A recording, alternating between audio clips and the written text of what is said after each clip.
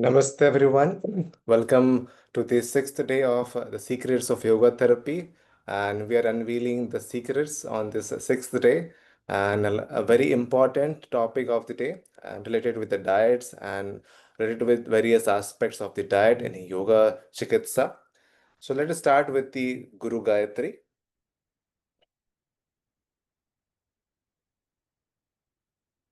Om.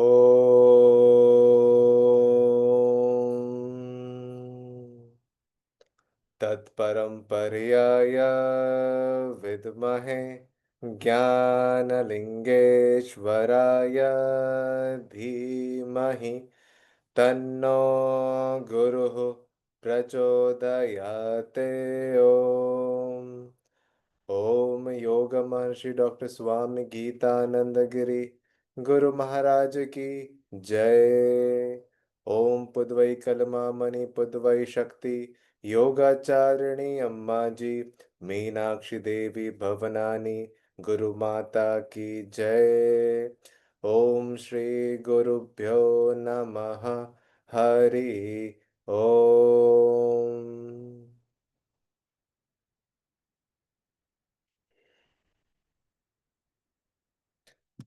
So again, I welcome you all on this sixth day, and we have been in this very long journey of last 5 days from the introduction of the yoga chikitsa, yogopathy, yoga therapy, and from there we have been traveling through many aspects of yoga chikitsa. Now we have come to the very important, vital aspect, that is the food, the diet that is the indispensable part, because it is one of the basic need of every individual.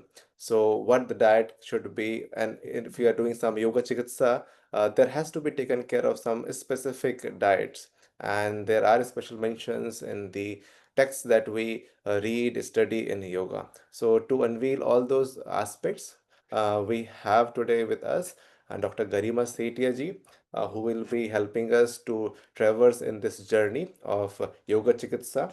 And we are delighted to welcome Dr. Garima Setia ji, an accomplished scholar, researcher, and practitioner of yoga therapy, and to the secrets of yoga therapy especially.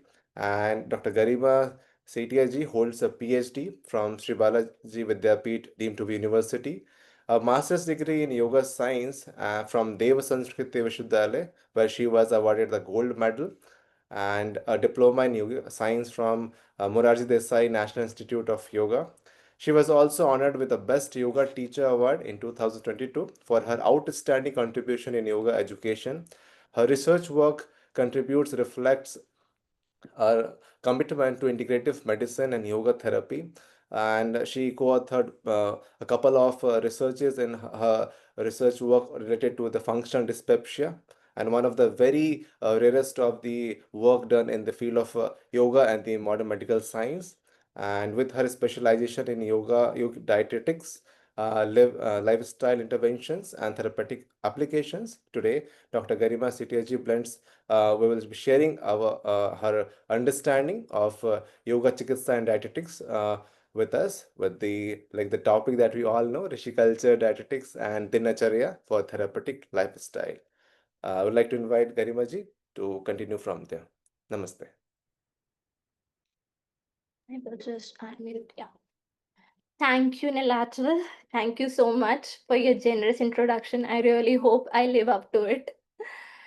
Okay, so I'll a very warm welcome to all. I'll just share my slides for today.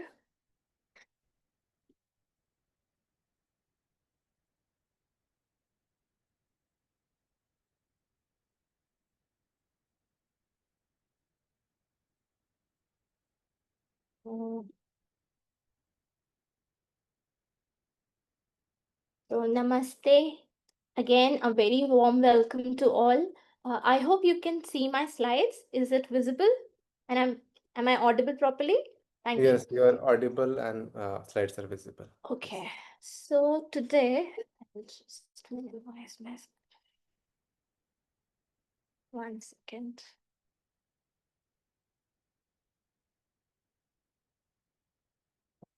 So today's topic is Rishiculture Dietetics and Dinacharya for Therapeutic Lifestyle. First of all, I will extend my pranams and gratitude to the Guru Parampara for the wisdom and for giving me this opportunity to share the traditional knowledge. So, today we are going to discuss two very important aspects of living, which is one is diet and second is Dincharya, which is the daily schedule. So, we are all from yoga. We I hope you're all aware of these two common terms. So, what is dietetics? Dietetics is the scientific study of the food that we eat and its effects on our health. While Dincharya means it's a fundamental concept in Ayurveda, which refers to following a daily stringent routine designed to promote self care and harmonize the body's biological rhythms and align those with nature. So these two, so basically we'll try to understand first these two and then we'll correlate with them side by side with therapeutic lifestyle. You do have to understand one thing before I start my session, that our ancient dietary system is meant to feed our three bodies, which are Sthul Sharir, Sukshma Sharir, and Karan Sharir. So that is the gross body, subtle body, and the causal body. And hence, the kind of diet prescribed will not always be in the form of carbs, proteins, fats, vitamins, and minerals. So especially when we talk of the text Bhagavad Gita or various Hatha Yogic scriptures, the kind of diet they have prescribed, that is to feed our three sharira and not just about the different constituents of the food what we know in the modern context. And when we come to the Gita and the tradition, Swamiji has extensively talked about diet in the contemporary and modern context as well. So let us start keeping this in mind. Let us start. Diet has been given utmost importance in our traditional yogic system because we believe that we are what we eat. So, hence, diet plays an important role when talking of therapeutic lifestyle along with daily routine. So, Dincharya we'll discuss later, but just the key practices in Dincharya include like waking up on time, elimination, and oral hygiene practices, oil pulling, oil massage, exercises, bathing, prayers, etc. So, first we'll cover how our diet or ahar should be. Ahar in Bhagavad Gita. So, in the text of Bhagavad Gita, one of the most revered treatises in yoga, Krishna says to Arjuna, Yukt ahar biharasya, yukt cheshtasya karmasu, yukt swapna bodhasya, yoga bhavati dukhaha. So here we have to try to understand the context in which yukta has been used. Yukta can have various meanings. Yukta can mean proper, suitable. So it could simply mean yukta ahar means proper or a suitable diet, proper bihar, which is your daily activities, proper cheshta, like your proper efforts, proper actions, proper regular or suitable waking time and sleeping time. So and following of the path of yoga, it results in the dukkha, so in the destruction of pain and sorrows. It could yukta could also mean yoke, united or connected, or more specifically, united with what? United with higher consciousness. Or you can also say connected, more specifically connected with your higher purpose. So in that context, if we see in Bhagavad Gita, diet is taken as something that you have to connect with your higher purpose. So it could be different for different people. So let's say we are going towards, we want to develop ourselves in the field of yoga. So we have to keep our diet that way. So let's align. If we align our diet, our activities, our efforts, sleep, all are aligned with our higher purpose, pain and unhappiness are destroyed. Pain and unhappiness are destroyed in those. So we often find that when we are aligned with our higher purpose, we are naturally joyful. Why? Because we have now aligned everything, every activity we have aligned to our higher purpose. Suppose our higher purpose is something else and we are doing something else. We want to develop ourselves in yoga and our dietary activities, our daily schedule is something else. We're sleeping late at night, we're eating junk. We will never be able to find success in yoga. Similarly, anything, if we're not even in yoga, we are in any other activity, suppose we are in corporate or it involves field work, we need to have a little of rajasic diet to keep ourselves on the toes, right? So if we are in a sitting job, we Rajasic diet may not suit us. So we have to find a diet that is aligned to us, to our prakriti as well, to our purpose as well. So that is how our ahar should be. So Bhagavad Gita has further elaborated upon three types of food: sattvic food, rajasic food, and tamasic food. And it has said that one's innate personality, whatever one's innate personality is, that person likes that kind of food. So, for example, Krishna says food which is agreeable to different men according to their innate disposition is of three kinds. So, the food one eats and one's personalities are related. So, food which promotes longevity, intelligence, vigor, health, happiness, and cheerfulness, and which are juicy, unctuous, like oily, substantial, and which are naturally agreeable, are liked by men of sattvic nature.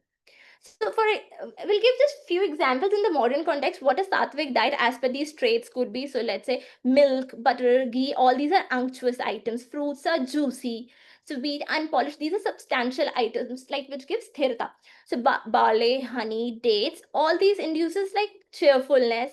Sugar candy. Sugar candy is like the mishri. If uh, I don't know how many of you know, like in India, sugar candy, there's mishri which has a thread in it. So it's like unrefined sugar, kind of an unrefined sugar. So these are all sattvic foodstuffs. So they render the mind pure and calm. Next is rajasic food. Food which are bitter, sour, salty, over hot, pungent, dry. We'll discuss about these rasas of food. These are the rasas of food we'll discuss when we talk about the Ayurvedic diet. Dry and burning, which causes suffering, grief, and sickness, are dear to the Rajasic. So, in Bhagavad Gita, it is uh, clearly mentioned that these kind of foods will induce grief and sickness, and if you are following such kind of diet, it could lead to grief and sickness. So, for example, non-vegetarian food, salt, chilies, asafoetida, all like spicy food, hot and sour things, these are all Rajasic food stuff. They excite anger and passion in us. Tamasic food, so food that is ill cooked, which is not fully ripe, which has gone stale, which has gone rotten, or polluted, which is impure to, is dear to men of tamasic disposition. So, for example, old and processed food, rotten and stale things, onion, garlic, twice cooked food, and all intoxicants, these are tamasic foodstuffs, and they fill the mind with darkness and inertia. Moving on. So these were the three categories we find in Bhagavad Gita. Now the question is how much to eat. These were the qualities of food. Now how much to eat is given by Mitahar in our yogic text. So a diet that is wholly conducive to the practice of yoga and spiritual progress is commonly called yogic diet, referred to as Mitahara in various texts of yoga.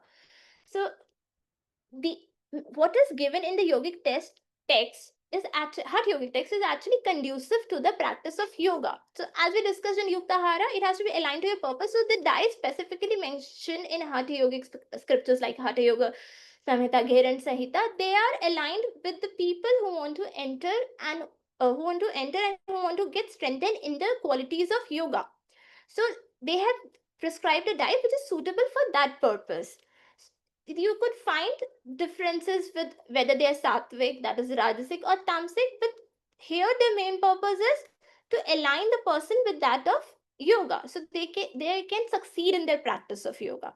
So in Gheran Sahita, so how much is mentioned by? So one should fill the stomach with food, half the stomach with food, one quarter with water, and the remaining fourth quarter should be reserved for the movement of air. So this is should be the quantity of the food one should eat.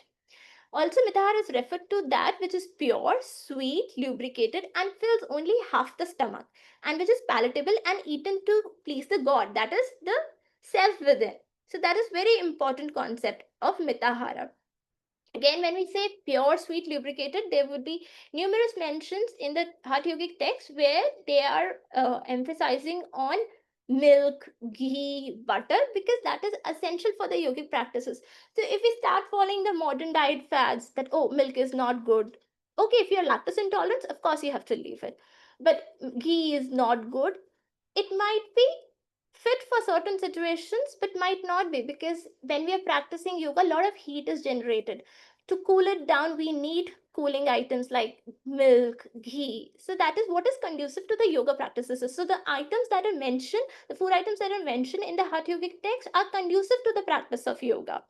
So their importance is reflected in these verses, which is given: he who begins the practice of yoga without controlling the diet suffers from many diseases and does not make any progress in yoga. This is given in Ghiran Sahita, 5th chapter, 16th verse.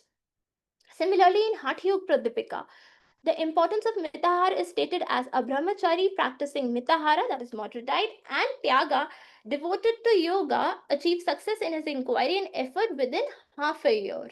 So these are the traits that are given to achieve success in Hatha Yoga. Now we'll go on to see a little some examples what are mentioned in Ghiran Sahita for a diet that is conducive to the person who's practicing yoga. So for example, I think my screen sharing is paused. One second. Are you able to see my screen? Because it shows my screen sharing is paused. It is not sharing.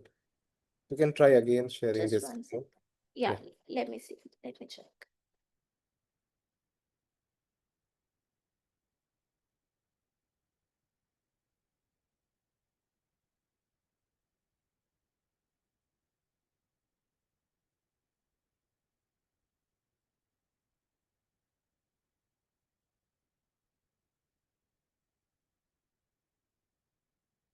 Are you able to see now? Hmm. Yeah. Yeah. Okay. So we'll continue. So we'll look at few examples what Ghiran Sahita has recommended for yoga practitioners. A yoga practitioner should eat fresh butter, ghee, milk, sugarcane, jaggery, ripe plantain, coconut fruit, pomegranate, aniseed, grapes, dhatri. Dhatri is haritiki. It's myrobalan haritiki.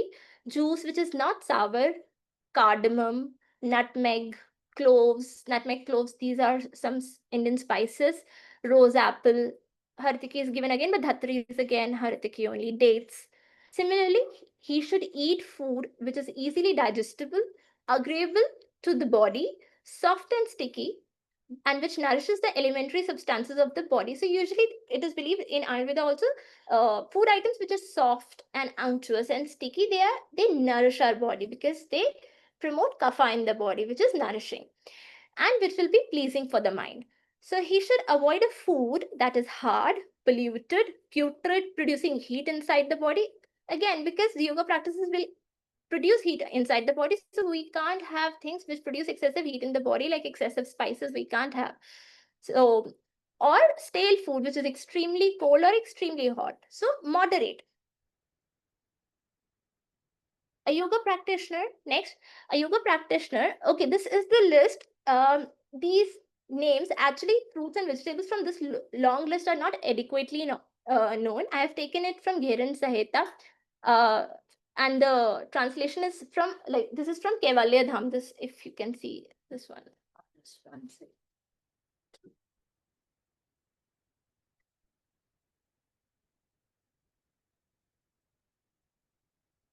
Yeah, so this is from Kevalya Dham that I have taken, and it mentions, because I've tried looking at various texts. So all these vegetables are not well known today, but the ones which are known, I have mentioned in the next slide. So I'll just go to the slides again.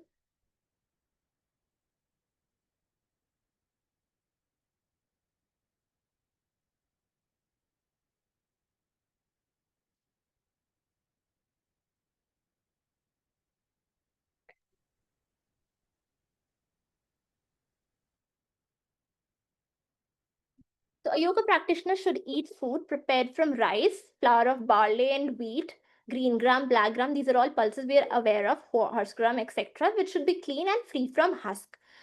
Okay, now the list comes. He should eat patola, suran, mana, kakola. Now these names we might not have heard, because I tried searching for various texts. The ones which I got are these. So patola is pointed gourd. This is a green vegetable which we would have seen in Indian markets. It's commonly called as parval. Suran is elephant yam. Kakola is given as kankola in some versions. So kankola, if we see, that is Piper cubica, which is a variety of, you can say, black pepper. And if it is kakrol, which is spiny gourd, but it's not clear whether this text has mentioned about kankol or kakrol. Then is karkati. Karkati is common cucumber, and some in some texts karkati is also referred to jimutta, which is a bitter sponge gourd. Then comes ramba. It is ramba, commonly known as banana, but how I got is ramba phala rasayanam, but Ayurvedic medicine comes. So ramba phala rasayana, ramba is the fruit which is like banana. So out of banana, one rasayana has been made. So then Dumbari, it may relate to Udumbar, Gular. Again, this one Dumbari is not sure from whether the what is talked in Garen Sahita is actually Gular or cluster fig. Then is Mulika. This is sure radish. They mean radish. Then Vartaki relates to Brihati. It's one of the 10 herbs used in Dashmula. Then Riddhi. Riddhi is also a potent herb. It is in Ashtavarga group of medicines. It is also, if you know Chavanprash, it is one of the ingredients of Chavanprash also. Then five leafy vegetables are given. Again, I could not find all. And Patola Patraka is again pointed god leaf, pointed god. That Parvalka leaf is refers to, like Patola Patraka refers to pointed god leaf. So these are all what I can find. You can note them down, but the rest, if you could find, share with me also, so we can all research together. But what all I could find from various texts or from the internet, I have written here. Okay. So, what to avoid? This is also given. So, in the beginning of yogic practices, one should avoid bitter, sour, salty, pungent. Even curd and buttermilk has been asked to avoid in the initial days. So, this has been taken from the pranayam chapter of Garen Sahita. So, when you're preparing from pranayam, they have said in the initial days of practicing pranayam, even avoid curd and buttermilk and heavy vegetables, liquor, jackfruit, kulat, masoor. These two are dals, pulses. Kusmanda is a vegetable very common in southern part of India. Vegetable stems, gourds, berries, lesson is garlic, lotus stalk fibers, hing. So these are all these are to be avoided in the initial days of the practice. So a yogi should also avoid early morning bath, fasting, or anything that creates fatigue. So similarly, you should avoid eating once a day or not eating at all or eating again and again. This is one of the important rules we'll find again and again in various texts, not to eat again and again before the previous meal has been digested. So, as per Ayurvedic scriptures, if you eat again and again, it increases the vata, and which disturbs your intestine and then causing disorders like constipation. So, that is why it is recommended not to eat again and again. Now we will come to diet in our Rishi culture. So one of the main important points in the diet given in the Rishi culture is eat to live and not live to eat. So that is one of the major problems in our contemporary society, is that we are living to eat. Either we are doing emotional binging or we're getting influenced by our peers for whatever reason. We're just leaving to eat. We open social media, we open YouTube, it's full of what we ate today, what we eat in a day, as if our life completely revolves around food. So what is asked in a traditional diet is to eat to live. Eat only what is required by the body and not what your emotions are asking. Okay, you see a advertisement, a Maggie advertisement is coming and you feel like eating Maggie. You see pizza and you feel like eating pizza. So these are all responding to the emotions and not responding to actually what our body needs is. So we have to inculcate that sense of awareness that what our body is asking, what our body needs, and feed it accordingly. So, in Gitananda Yoga tradition, Swamiji focused on vegetarian diet. He felt people have come under delusion in modern times that survival without a diet high in animal protein is not possible. So he would question then, where does the cow get its protein from? If we have to have a high protein diet, we need animal protein only. There's so many animals which are vegetarian and they have such a good skeletal and muscular body. So where do they get protein from? Example, cow, elephant, where they are getting their protein from? So that is just a delusion that it's the proteins only high in animal proteins. That is not so, and that is not conducive for a yogic diet. So the protein building blocks for this purpose must come through a balance of amino acids from nitrogenous from plant-based diet.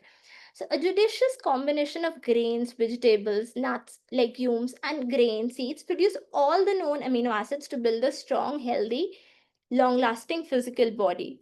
So the vegetarian diet, as understood in yoga, is the most natural for biological men. It offers an abundant source of food, carrying life sustaining nutrients, power, energy, and above all, offers a diet low in toxins. So, non vegetarian diet puts a heavy load on our digestive system, resulting in toxins in the body. That is what a yoga practitioner should aim to avoid. So also there's a focus on well balanced diet. So to make sure daily diet is not just calorie filled but nutritious too.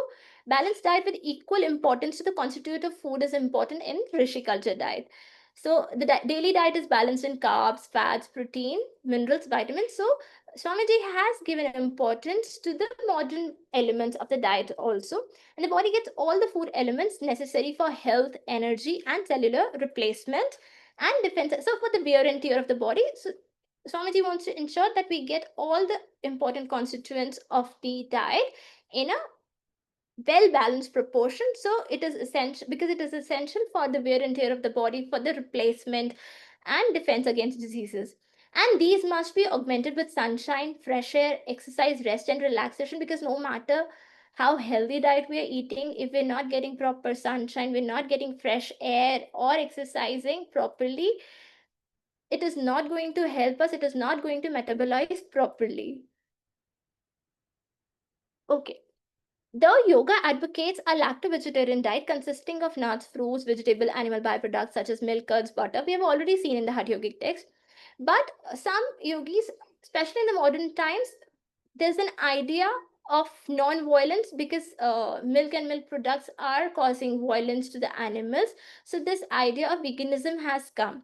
So for that also Swamiji has given substitutes for milk and milk products like soy milk, groundnut milk, and curds prepared for them, malts prepared from ragi and Bengal gram, use of whole grains, particularly whole wheat, sprouted or unsprouted. So Swamiji believe that all these can fulfill the nutritional needs in place of the milk also. Okay, so this is very important. So they have in Rishi culture diet tradition, so the food has been divided into these four important categories.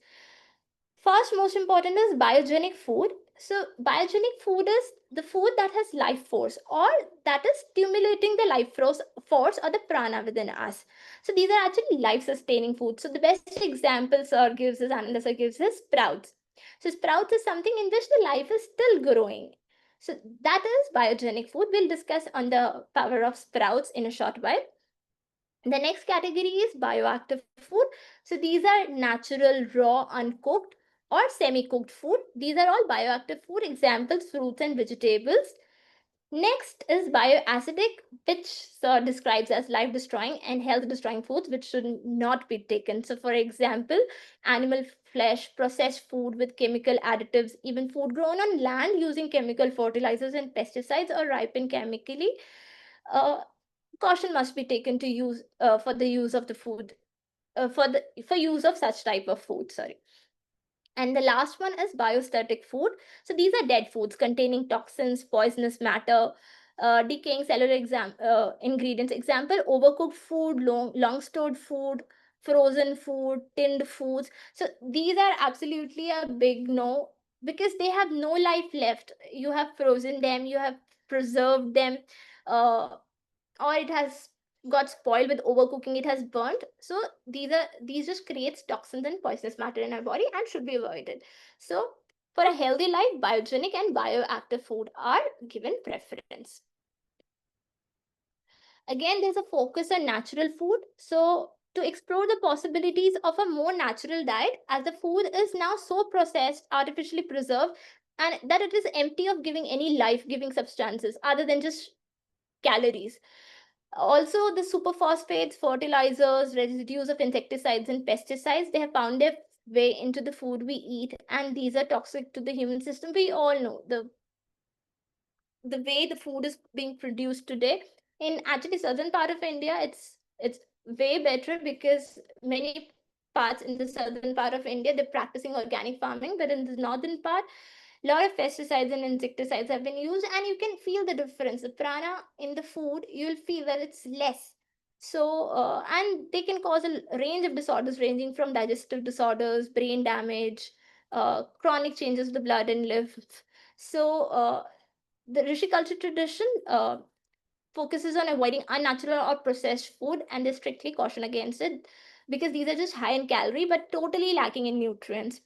So even though, so there'll be we would have seen on the packets, they are you would see it's vitamin and mineral fortified. Swamiji would say it's a clever way of saying that they have added something, that can be proved in the laboratory. Yes, they have added certain vitamins and minerals, but no claim can be made whether these additives, usually of inorganic or chemical nature, can be assimilated by a body. So yeah, rules for, okay, so what are the rules given for healthy diet? So Swamiji has mentioned that at least 40% raw fresh food, concentrating on fruits and vegetables that are in season. So at least our diet, the 40% of our diet should have raw fresh food, so concentrating on fruits and vegetables that are in season, that are regional and seasonal. 60% can be cooked food, and that should contain whole grain products and not refined food. So do not next is, do not overcook your food, as essential nutrients are lost in doing so. And saving the water we use for cooking vegetables for sambar and curries. Then one important point he mentioned is that the alkaline content is in the skins of fruits and vegetables, so not to throw them away, we can clean it properly by using a solution of potassium permanganate and then eat them as it is. So use of animal foods, okay, so here in this tradition, use of animal fats including ghee has been known to increase, like ghee increases acidic content, and Swamiji has emphasized on the use of polyunsaturated oils and cold pressed vegetable oils, and these can be added just before serving, because it is important to be cautious as they can turn into dangerous saturated fats by frying or cooking. Also, we have to take into consideration the smoking point of the particular oil, like peanut oil and mustard oil has a little higher smoking point. They are actually pufas and mufas, like what we tell the short form, like monounsaturated oil and fresh polyunsaturated oil.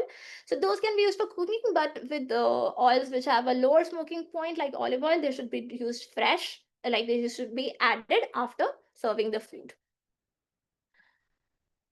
uh, Then, adding refined white sugar to fresh or canned fruits immediately makes them highly acidic.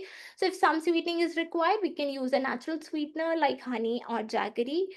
Also, don't misuse salts and spices. He believed a tastefully prepared salad, soup, or main dish is an art in itself. So, do not misuse salt or hot spices or refined products like white sugar in them.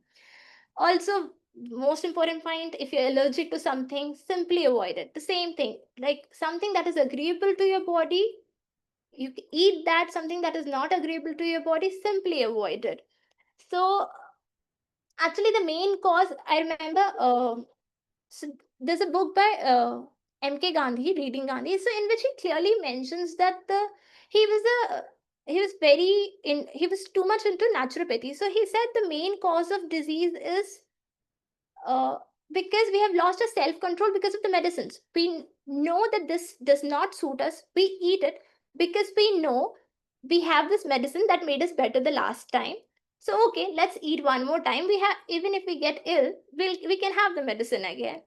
So that kind of attitude, actually we lose our self control in this, because we know, okay, we have some medicine, so we have to avoid that kind of thing. Okay, if you're allergic to it, just avoid it. Do not keep trying that on your body. Okay, there's a medicine, we'll eat it and we'll get okay. No, that doesn't work for long.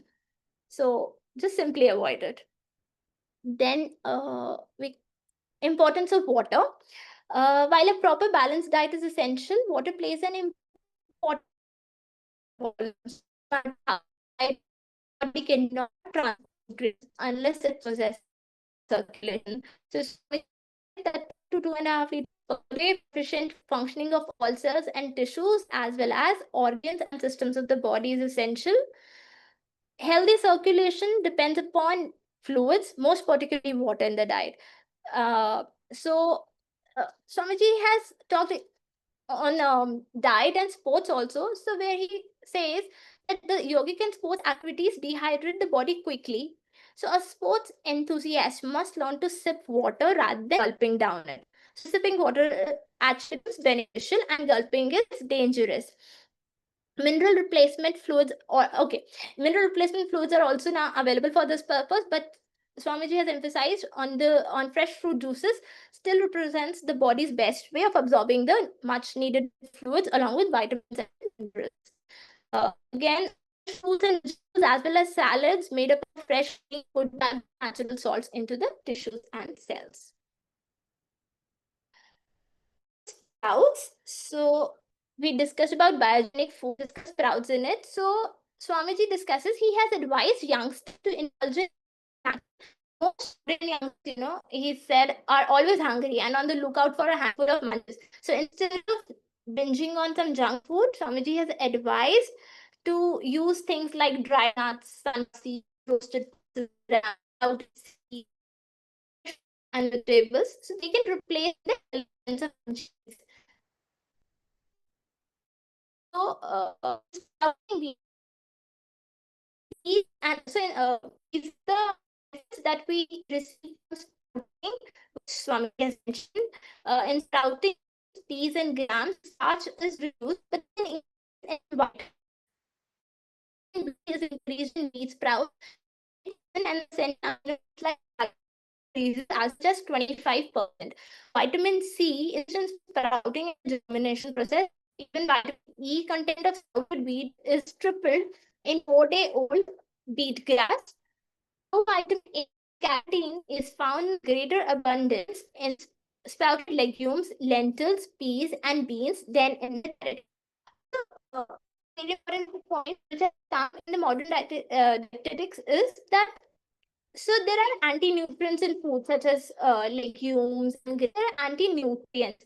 So process of soaking, what we follow traditionally, soaking, sprouting, they decrease the anti-nutrients in our pulses and legumes, block the absorption of vitamins and minerals in our body. And by reducing the anti-nutrients, by treating them with soaking or sprouting, we reduce the anti-nutrients. So hence a better absorption of vitamins and minerals could take place in our body. Then focus on slow and mindful eating. As per to eat slowly and with complete mastication. Like a common thing is to eat 32 times, chew the food 32 times. So eat slowly, and it's said commonly everywhere that drink your food and eat your liquids. That is the best way to have food. Emphasis should be on food while eating, and you're with focused mind we have to eat and not distracted. The food should be visualized and for the body. Again, we have to conclude the meal with an appreciative gesture or prayer. And very important, never to eat while we are upset, angry, or depressed. Again, if you're overeating or eating on the run, as these can lead to various disorders. So, eating according to hunger only and not for taste. Okay, this is the most important concept, which is bhavana while eating the food. How should be our attitude towards the food? So this is very important that we eat food with the attitude of putting it in us or the supreme value. So there's a shlok, there's a verse in Bhagavad Gita which says Om Tatsat Brahma Arpanam Astu. So similarly, mantra Om Tatsat Krishna Arpanam Astu, offering the food to the higher consciousness known as the Krishna. Same as Om Tatsat Brahma Astu. So you're offering food to the divine, and this food gets blessed. Because Swamiji believed, and this is very true, that the food that eating is from planting crop, we don't know what was going inside the mind of the farmer, to its processing, packaging, and till it comes to your table. It takes a lot of cooking. Who has cooked? So when we offer the food to the divine, it makes it equivalent to the prasad, which is beneficial for the body. So importance, modern context, if we see in the Rishiculture tradition, if we see, it includes plenty of water, fresh food, and food you can include sprouts, salads, fruits, high fiber diet, nutrient greens, and soups and juices for the mineral balance. That could be considered as a sattvic diet in more context.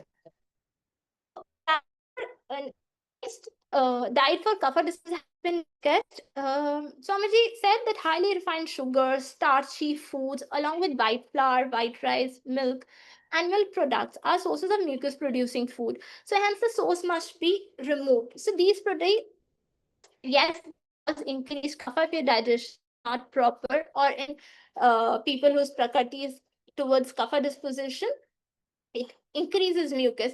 So hence, if you avoid the source, those who have kapha disorders, the source must be removed.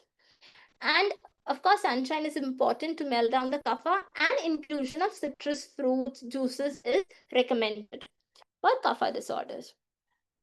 Next, we come to Ayurvedic diet. So before we discuss Ayurvedic diet, so Ayurvedic diet is very specific to the different prakriti. So this is Vata Pitta Kapha. Can be a combination of these also. So he can, it's very rare that a person can be totally Vata, totally Pitta, or totally Kapha. So usually they are in combination. We have combination of the constitutions like Vata Kapha, Vat Kapha, or all kapha. So, diet. Ayurveda prescribes a diet according to the constitution or prakriti of the individual. So, to know what will suit which prakriti, we first need to know the qualities of vata, qualities of pitta, and qualities of kapha. So, let's say vata, whatever the qualities of vata which I mentioned, like dry, cold, light, minute, rough, clear, and active, any food that is similar in the qualities of these will increase vata, and anything that is anti these qualities will pacify vata. So if vata is dry, we have to give something which is moist, which is unctuous, which is oily. That will help pacify vata naturally. So vata is cold. If you give warm liquids, it will pacify your vata. Vata is light. So if you give heavy foods, heavy warm foods, it will pacify your vata. So vata is rough, again unctuous. Minute is like it's very subtle. So we have to give heavy food. Vata is clear and active. So you would have seen vata individual. If you're vata individual, you are very active. So it is it is not that these doshas are bad. So we have to understand these doshas are not bad. They have their specific functions to be performed in the body. So vata is responsible for circulation. Vata is responsible for our nervous system.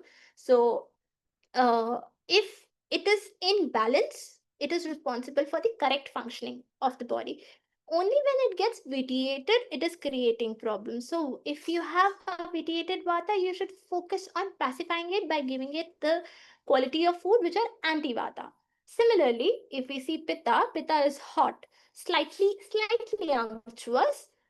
Take the take the okay. So there are six rasas. We'll discuss in the table, but I'll tell you one thing. So we usually refer to bitter foods uh, which have bitter taste. So like bitter gourd, it's bitter.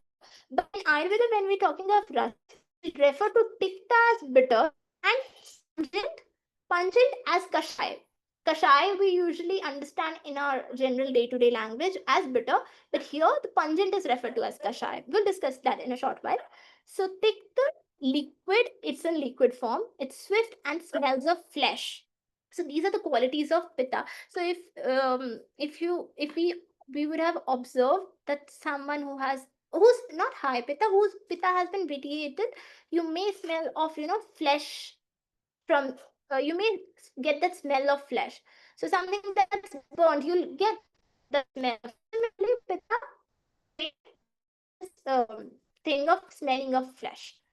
Then next comes kapha. Kapha is oily, sweet, heavy, soft, firm, sticky. It's slow, it's cold, moist, and white. So anything. So if we want to pacify the vitiated kapha, we have to give something that's totally opposite these qualities. So always, so you can give dry food, light food, which is not sticky, so dry and hot food. So spices we can give, because kapha is cold. So spices basically melts kapha. So more spicy food can be taken by kapha. But since pitta is hot, if pitta person takes spicy food, it will not suit the prakriti. So doshas, as we discussed, anti-vata diet could be warm, heavy, fruits. Avoid beans if you have vata. Anti-pitta could be cool. It's just one example. It could be many things. So anti-pitta could be cooling food, raw fruits. Avoid oil spices in pitta diet. Kapha diet, dry food should be. You can avoid sweets and kapha. Sweets aggravate kapha, and we can take more of spices. So here we have given 6 rasas, what I was talking of before. So there are 6 rasas: madhur, amlavan, katu, tik, kashash. Corresponds to sweet, sour, salty, pungent, bitter, and astringent taste. So sweet taste has certain qualities. So it's cooling, and it is associated with earth and water. So it's heavy. If it's heavy, and if it's cooling, it is going to increase kapha. So if it is going to increase kapha, it is going to automatically balance vata and pitta. So sweet food, they can be taken by vata pitta prakriti, but should be avoided by kapha prakriti people. Similarly, sour food. Sour food are heating in nature, and the elements that are associated with it are earth and fire. So earth and fire, now it's heat in nature, so it will increase pitta, and since it has earth element, it will increase kapha also, but it will balance vayu. So sour food are actually good for vat prakriti people. Salty food, that is lavan, they are heating in nature and they're associated with water and fire elements. So water element, it will increase kapha. Fire element, it will increase pitta. So it can, but they are good for vata people. Again, salt, sour, both are good.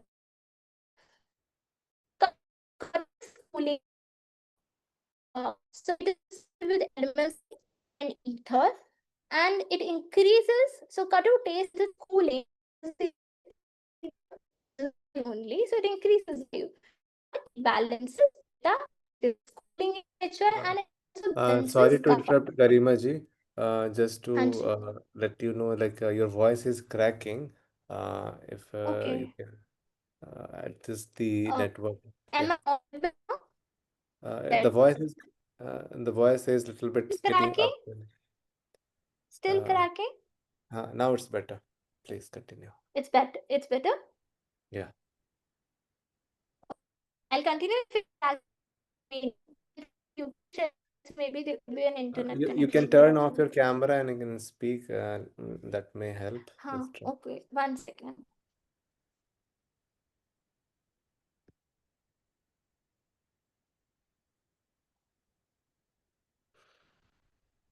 In the meantime, if you anyone have a question, you can write in the chat box and we can answer at the end of the session. And a lot of things in the diet. So yeah. Okay.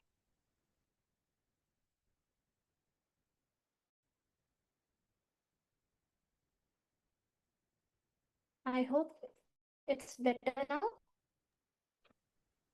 Yeah, you can continue and we can tell Okay. you. You Yeah, can see. Okay. yeah. So we were at Panjan. Okay. So Panjan three and they balance kapha. Bitter foods, which are thick in Ayurveda, they are heating.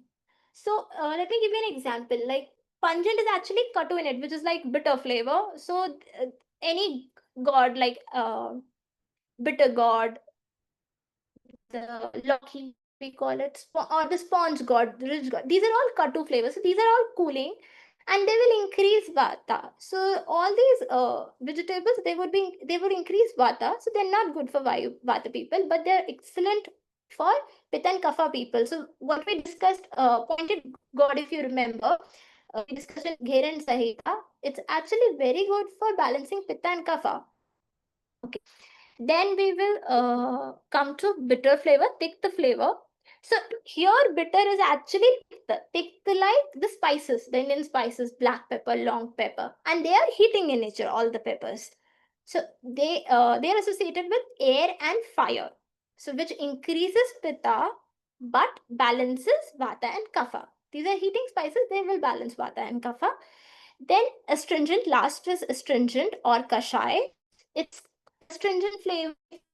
Tasted like jamun, which is that has astringent flavor, or tea, anything that has tannins that has astringent flavor. They are cooling in nature. Okay, so they are associated with air and earth. Or actually pomegranate has five flavors in it. So, but mostly what you feel on your tongue, that is astringent. So that is also astringent. So cooling, air associated with air element increases value, but balances the and so if you have any questions regarding it, you can ask in the chat box. We'll answer. I'm using initially. So, so accordingly, a Vata person should have a diet dominant sour and salty taste while eat other three rasas in moderation. A Pitta person should have a diet having sweet, pungent, astringent taste, and sour, salty, and bitter moderation. So bitter here again is the flavor. So with the spices. So they should be taken in moderation. Then while the kapha diet bitter and avoiding sweet, sour, and salty taste. Okay. So next, here we finish with the diet, and now we come to the dincharya. So dincharya is the daily behavior and food habits that we should follow day and night time. This is in, just go to the next slide. This we have discussed. So waking up. So waking up early. Uh, we all know as yoga students that waking up early, it is we should wake up in auspicious so prayers, meditation, and plan out day's routine. It's that once we wake up, we plan our day. We should indulge in some purification rituals like washing face with cold water. In winters, we can do that with lukewarm water. Then drinking water as per your capacity, and then clearing of bowels. Next, brushing of teeth. So, Ayurveda has been written thousands of years ago. So when we didn't brush and to they recommended the stringent important to know that with the use of stringent qualities for to use the that's because in the morning if we notice there's excess of kapha. So to break the kapha, we have discussed in the rasas what we need the quality need this bitter pungent astringent qualities and because and nowadays what we are using is toothpaste. So how can that help us prevent oral diseases? Okay, they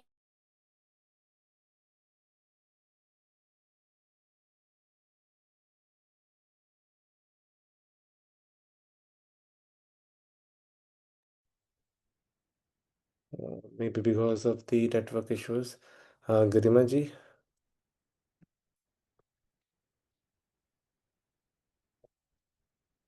I think she will join and share the screen again. Uh, uh, so we have this whole sequencing in that where we were understanding the concepts of the diet and the biogenic, biostatic, and how the food should be. So Swamiji has always mentioned these concepts in his teachings, and there are really a very practical approach where he has mentioned that we have to chew the liquid and eat the we have to chew the liquid and eat the drink the solid, so that is very much important. Garimaji, okay. you can try Am I audible? yeah, now we are audible. I can I will try uh, sharing again. shall I share this Sorry. screen? Sorry, I think my network connection is I can share not this screen if stable. you want. Huh, I that don't- we can do because yeah, only just two slides are left, so it'll be yeah. easy for us. Okay, give me a minute.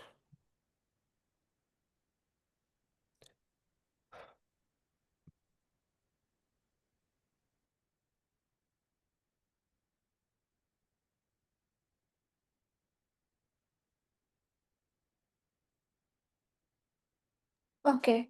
So we were on brushing of teeth. So because in the morning the kapha is excessive in the mouth, that is why these taste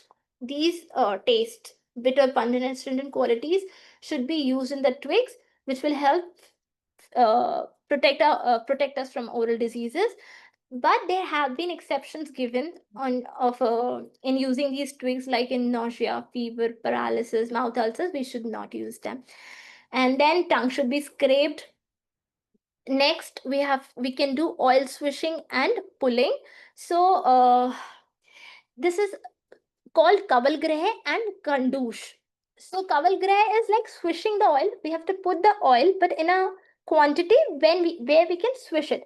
While in gandush, we fill it so much with the oil that we can't swish it, but it's in the mouth. So that's the main difference.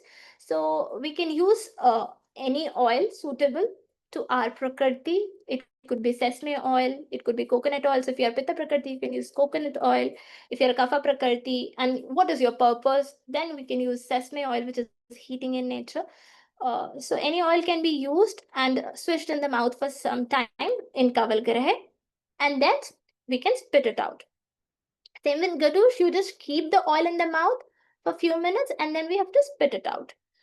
Next, after oil pulling, abhyanga is recommended. Abhyanga is oil massage.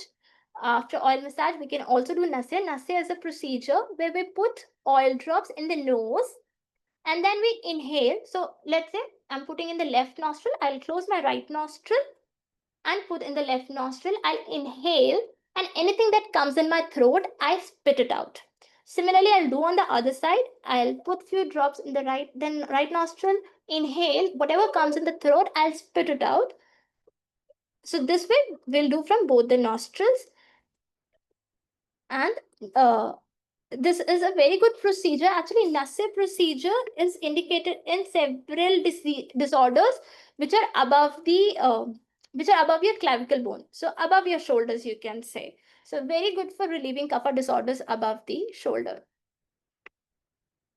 Then exercise. Okay, in ayurveda, very importantly, exercise, it has been mentioned to do exercise half your body strength, and we do not have to do it excessively, as excessive exercise destroys the body.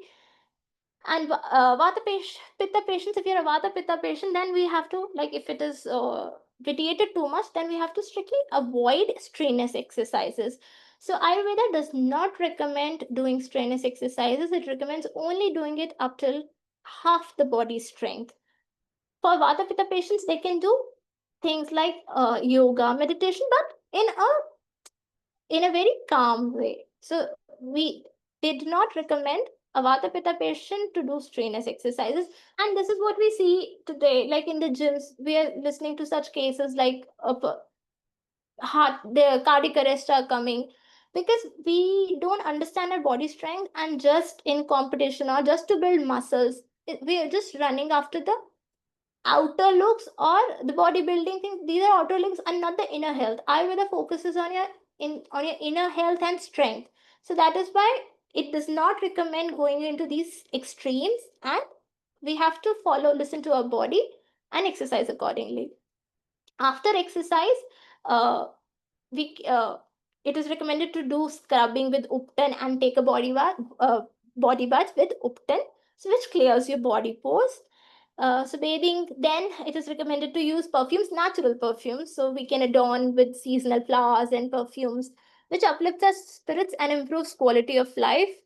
Then during the day, throughout the day, it is recommended to take a light diet according to one's capacity. Okay, so there's a question. What is uptan, please?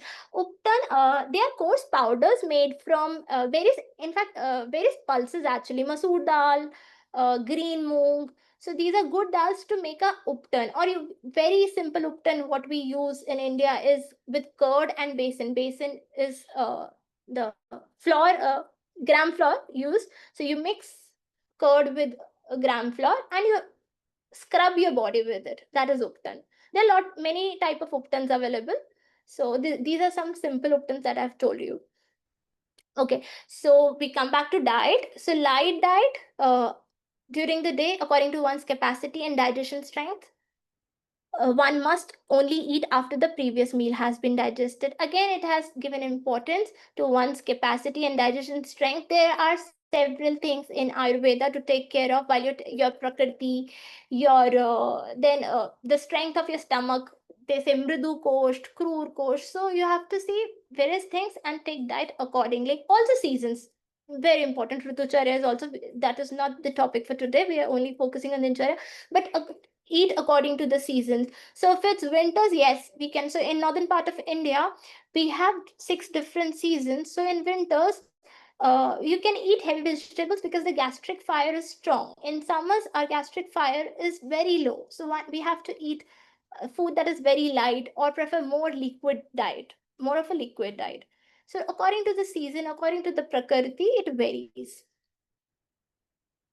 Next, please. Yes. Then comes Ratri Charya.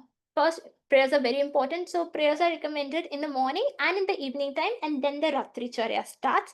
So first, it's you have to eat dinner. I think the order is a little off. So dinner, light and early dinner. One should finish the dinner early, and walking after digestion. Walking after food. It's written wrong here. Walking after digestion.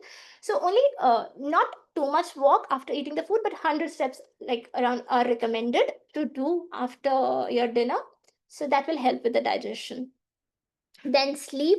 So night, since night increases kapha and tamas doshas, which are ideal for sleep, hence we have to sleep on time. And waking up late at night, it will increase vata. Then avoid sleep during the day. Satpoli, sorry, I don't understand this question. Satpoli.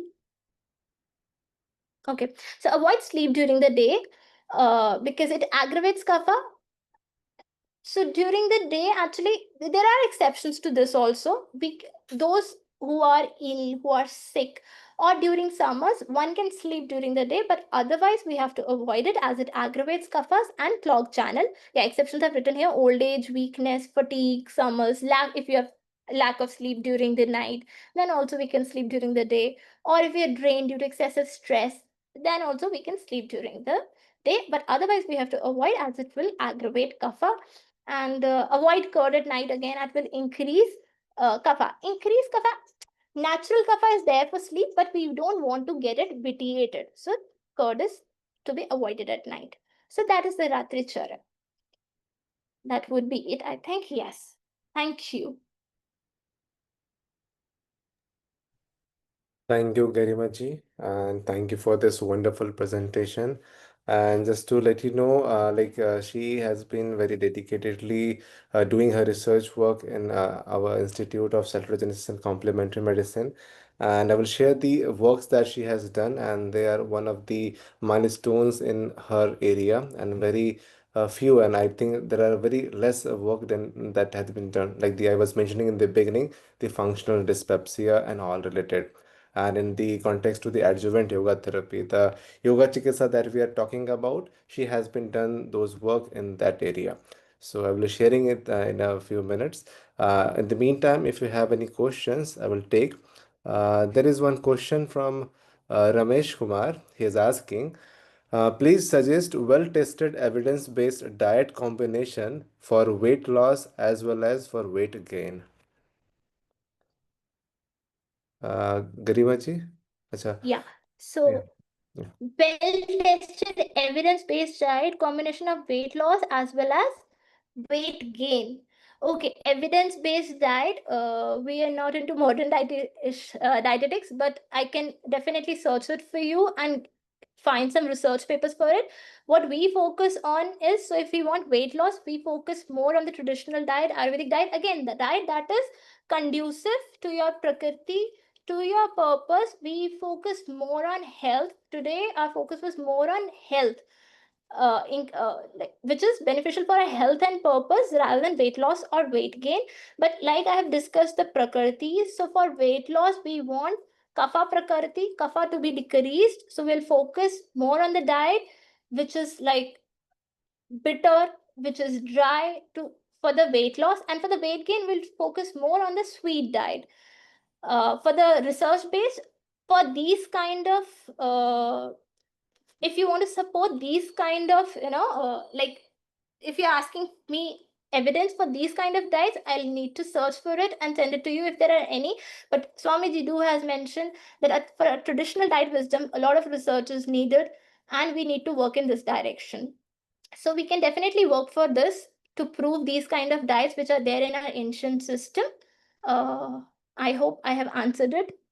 So no rasa enhances vata. You want to ask vitiates vata, or you want to decrease pitta Alokji, or kapha? Alokji, I would like to invite you to ask the question in Thank verbal. you. Yes. No, actually, I was looking at the slides where the rasas were mentioned, and they. Can we go back to that slide, Nilachal, of that table? Hmm. Yes, sir.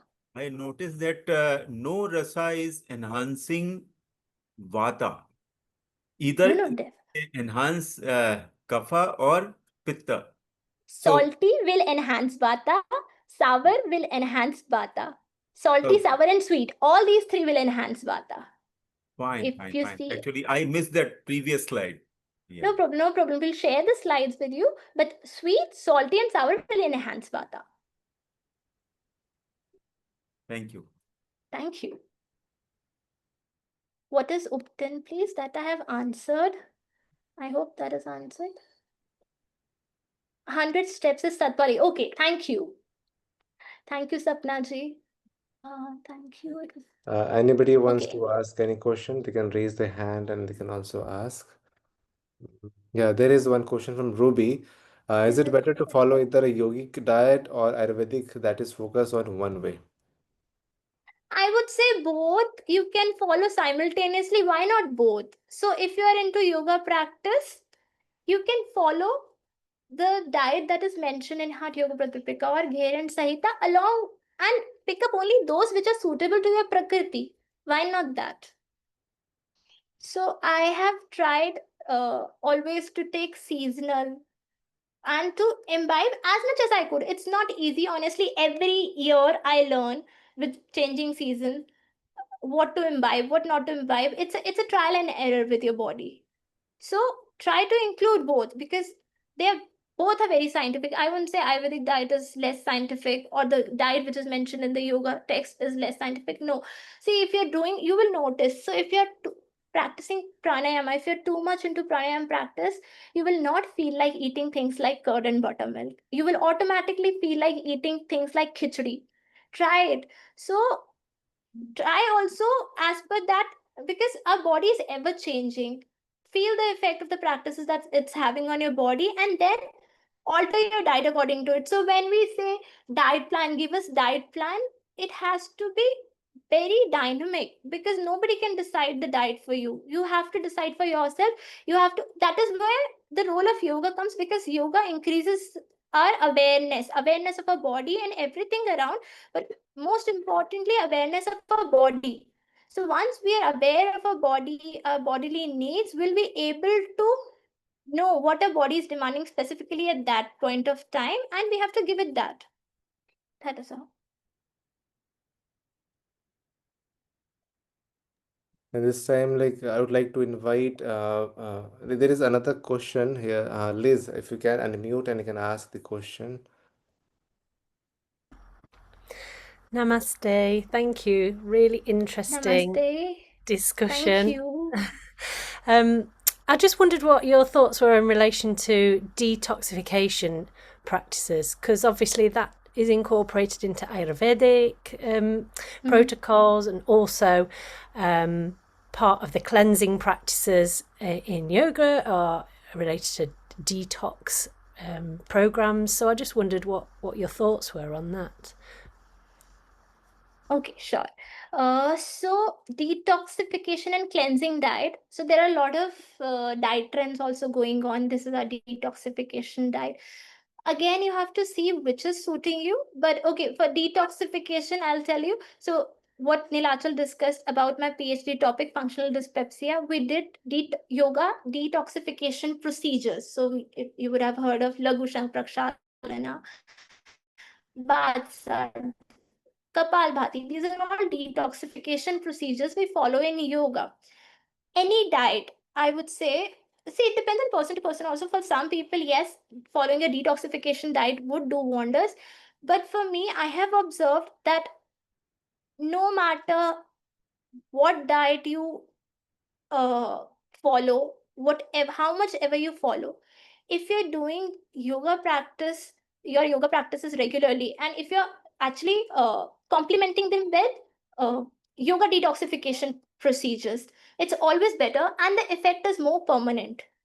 So you have to follow it with yoga detoxification procedures also, because just the diet, it will have its effect, but it will be temporary. You will again go back at some point of time to your normal diet, and the effects won't sustain for longer. So always follow it with detoxification procedures mentioned in our yogic text, like Lagu Shank.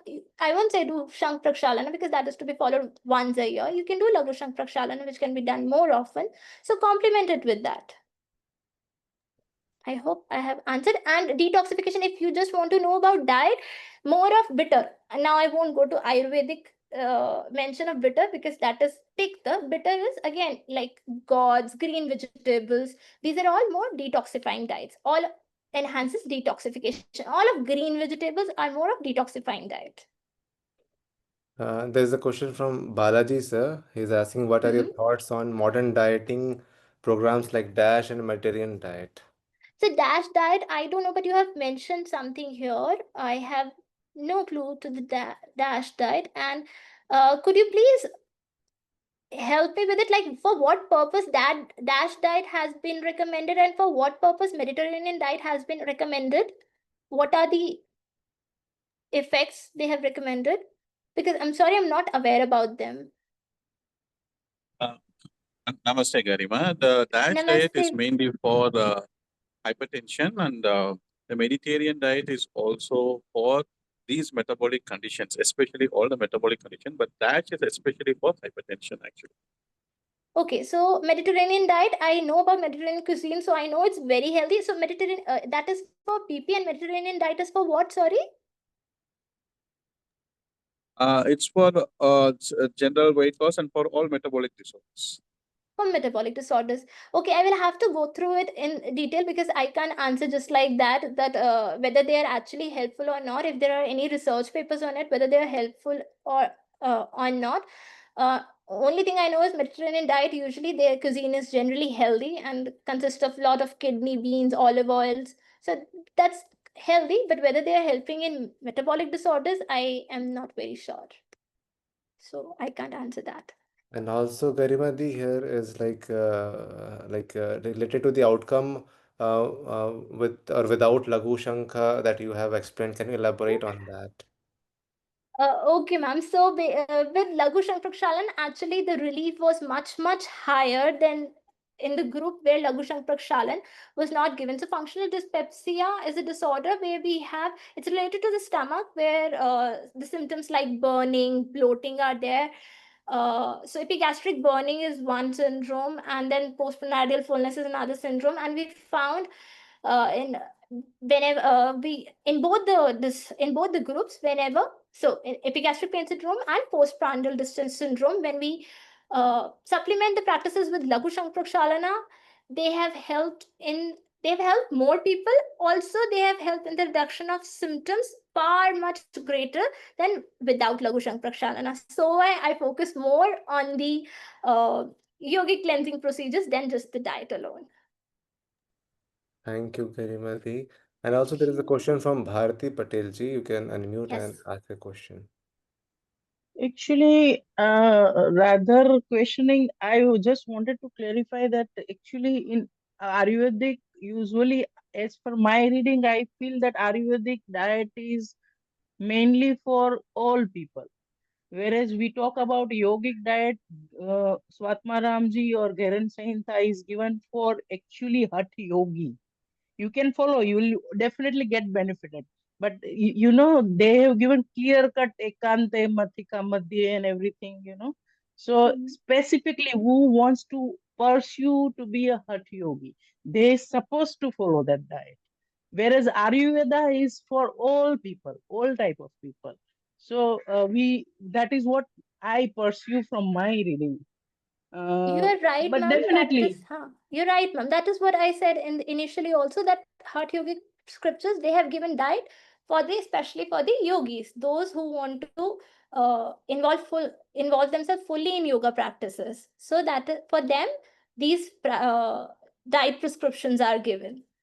And Ayurvedic is for all the prakritis, any prakriti, any season. So it's for them. You're definitely right in that. Correct. That is true. There is a question from Ruby. She asks, like, food should be local to where you live. That is like UK, for example, ideally not consume mango. So how it is, like, food should be local where you live. Look, definitely local, because the soil it is grown and the weather it is grown, and it's always conducive to the people living in those areas. So definitely local.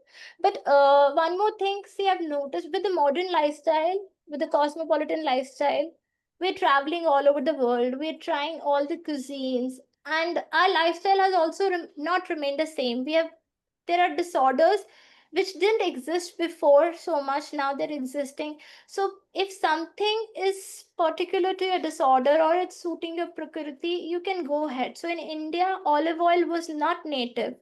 But if it is suiting someone's prakriti, or it is suiting somebody for lowering their cholesterol because it has a lot of omega acids, you can please go ahead with it. But ideally, like for fruits and all, it is ideal to remain seasonal and local.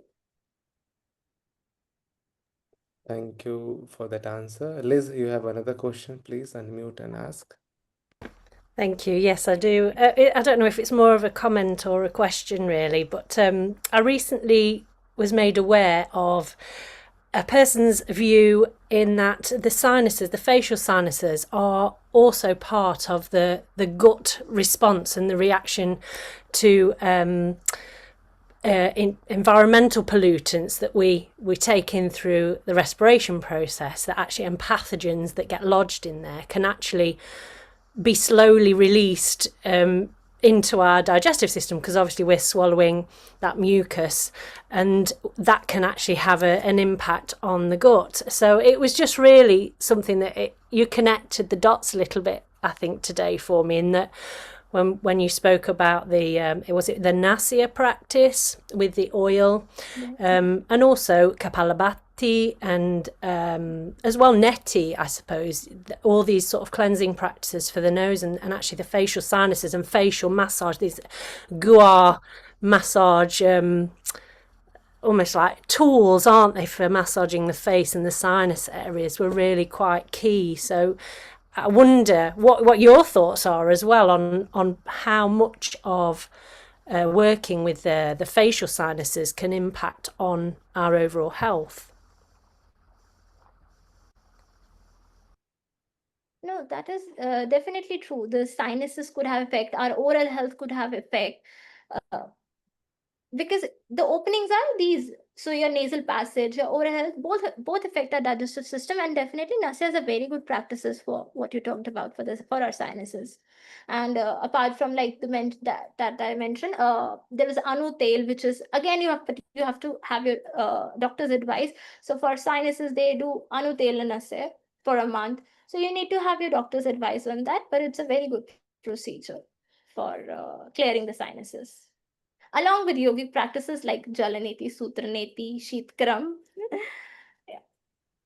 And also, like, when the panchkarmas and all the practices are given, they have this along with the abhyanga, that like all the panchkarmas that when it is given, the for the nasal, that is the shad bindu tail that is being used for cleansing the nasal, and that they have to take out the water, like the kunjal prakriya, some process like that has to be done to remove the excess of the oils and all. So yeah, like all these practices helps to cleanse the nasal passage or nasopharyngeal, the passage that it is there. So yeah. Uh, so any more questions anybody wants to share or anything? Uh, I would like to invite Meena ma'am just to share a few words here. Hey, Garima, Hello, ma'am. that was nice, very nice, very well Thank you, prepared ma'am. and Thank very you. well presented. Thank you, ma'am. like one thing that I would want to share about Garima is that, Garima, close your ears. That I'm is not listening. her commitment and dedication. That is something which is commendable, because when she took up this topic of functional dyspepsia, um, which has never been done with yoga therapy, and one is we couldn't find any references for it, and review of literature was backing up what was done earlier, so that we could follow suggestions to do. Nothing was there, and we had like at least 110 stumbling blocks while formulating, the whole the process of how stage by stage, a thesis is formulated. And then, like many times I suggested, Garima, this is time to change your topic now, like, because it started with something with, H. pylori, and then it turned out into something else. It was not working out. So I told her, please let us change the thesis topic. Why don't you take something which is easier for us to, get subjects? Because subject availability, compliance was not happening at all with this again. And then, what she said, no, I want to do it only in dyspepsia, functional dyspepsia. She stood by that. And then, the whole thesis work was tweaked a little bit, but her commitment, because the end, when the thesis work came out and when she presented in the Viva, A to Z of what functional dyspepsia was, she knew. She knew it thorough. And, I would very proudly say that we were there along with her, Ananda sir and me. All But the time. but it was the thesis that she got was 100% her own effort, her own work that came out. And she published only 2 papers, and both the papers are maximum cited papers, high indexed and maximum cited papers. And we have been pestering her for more publications. But that kind of sincerity and dedication, if people have for, doing anything in yoga, I'm sure yoga will be somewhere else. Yoga therapy will be the standard that she has set, is something which is beyond imagination. So kudos to you, Karima. I wish you the very best in life. And she is again a stickler to dharma. We keep talking so much about, what responsibilities are and what is it that we need to fulfill as a daughter, what is it as a student, what is it, and all that. But she is living that. That's really commendable. And you are a true inspiration, Garima. That much I can tell you. And wonderful. So good. So good to know someone like that. I just want to add. Thank you so much. I don't know whether I'm worthy of all what you have said, but it is always yours and sir's constant motivation that helped me through these 6 years of PhD. Grueling 6 years maybe, but you never left my support. You were always there by my side. You pushed me for publishing those papers. Okay, you talked about those high index, but you pushed me for writing those. So thank you for all the That is support. Thank you, and sir. that is the Garima minimal ji, thing that we could do for, your the commitment and dedication that you showed. That is a very minimal thing that we could do. You deserve it. You deserve each bit of it. Thank you, ma'am. Thank you, ma'am. Thank you. Thank you. Uh, Yeah, uh, before you close the session, I would like to thank you, Nilachal, for organizing this so well, Ananda sir, and the Parampara for giving me this opportunity to present this here. I hope I've done justice to it. There's so much to learn. I'm still learning. There's so much to learn. If you have anything to share, please share with us. We are also learning on the way. So let us know the feedback, anything which we can learn from this. that you know about diet, because we're all learning. We're in this together. Thank you everyone for listening patiently. Thank you. Thank you. Thank Congratulations, Nilachal. That was really wonderful that you took it up. And you know, this not just this 1 week's program, but earlier also you had the Yoga Chikitsa version 1, and now it is version 2. And you have prepared for the Yoga Chikitsa, the whole course, you know, 1 year's program is ready. And again, like Garima, I would say you are also version 2 of Garima, right? 2.0. Nilachal Much more 2.0. hardworking, much more Yeah. resilient. No. That is Yeah. the sincerity, dedication, and you know the amount of what you take it up on your shoulders as your dharma to the tradition. It's really, really wonderful, and I'm at loss of words. What are the adjectives to be added?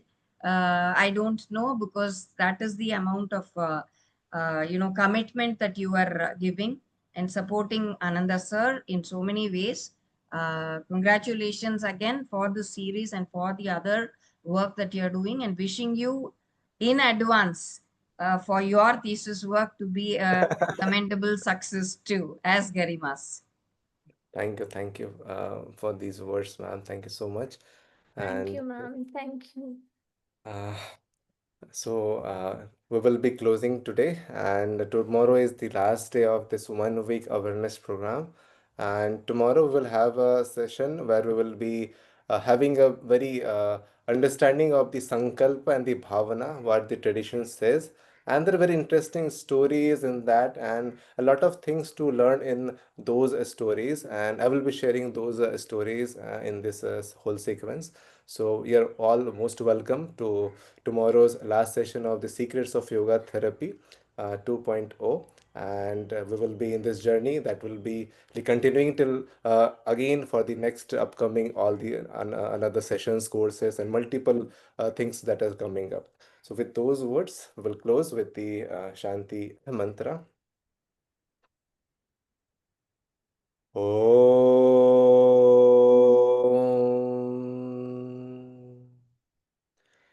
लोका समस्ता सुखिनो भवन्तु सर्वे जनाः सुखिनो भवन्तु ॐ शान्तिः शान्तिः शान्तिः